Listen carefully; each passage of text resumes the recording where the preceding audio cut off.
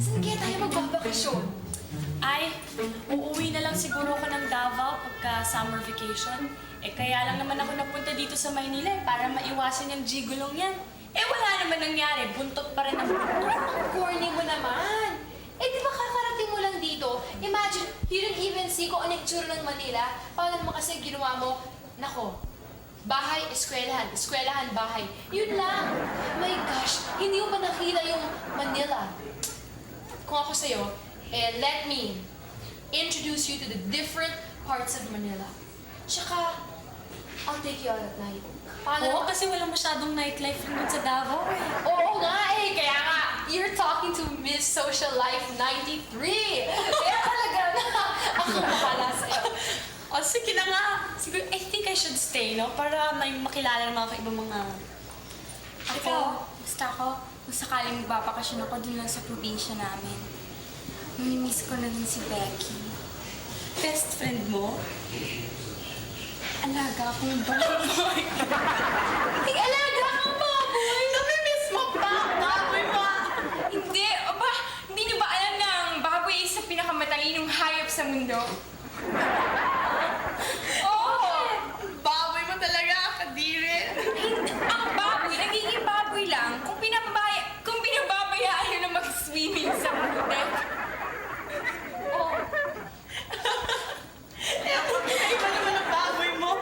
Eh, ang baboy ko nagtulog ay sa carpet!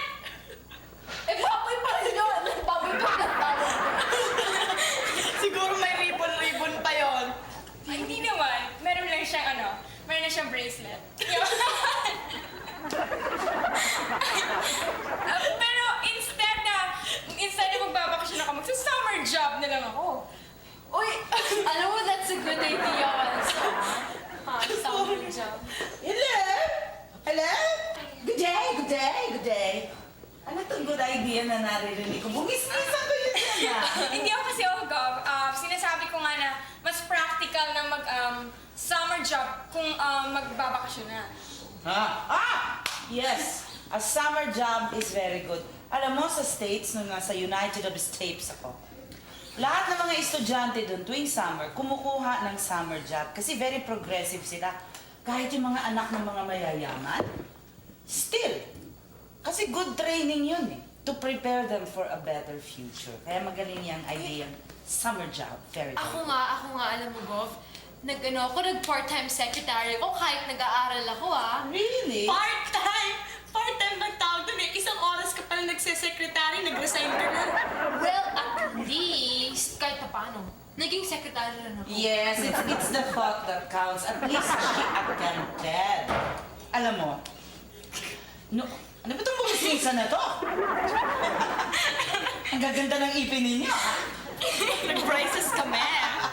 Hindi, kasi, for example, meron akong naging governess ako sa isang multi-millionaire. Yung may-ari ng cattle ranch, yung as far as the eye can see, panay cattle yan. Yung parang sa TV show nga ba yan, yung Dahlias. Yun. Tapos, multi-millionaire na siya, pero hindi siya forever multi-millionaire dahil nag-umpisa siya as an apple picker. Yung laborer ba na namimitas ng mga mansana? Gov, ako ba may chance ba ako maging multi-millionaire someday? But of course, Iha. Nasa diskarte lang yan eh. For example, itong discarding to, meron din akong alam na rags to riches na story. Dito rin sa Maynila, ha? Meron akong isang kaibigan na nag-umpisa ng mahirap, pero kumuha siya ng kasosyo na mayaman. Nag-business partner sila. Siya yung experience, ang contribution naman ng business partner niya na may pera, capital. Ayun, naging team. Eh, paano ba yung diskarte niya? Yun na nga yung diskarte niya. It ended up with siya ang lahat ng nakakuha ng capital, yung business partner niya, doon napunta yung experience.